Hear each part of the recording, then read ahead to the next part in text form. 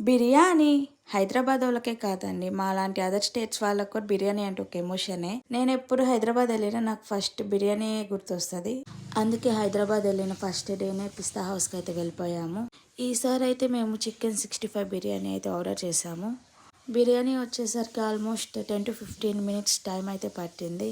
అంతలోపు మనం కామ్గా ఉంటామా ఏంటి, అందుకే వాళ్ళు సర్వ్ చేసిన కట్ట తీసుకొని నా ప్లేట్ మీద డిజైన్స్ డ్రా చేయటం అయితే స్టార్ట్ చేశాను. ఈ స్మైలీ సింబల్ అయితే బాగానే వచ్చింది, కానీ హార్ట్ సింబల్ అస్సలు రాలేదు.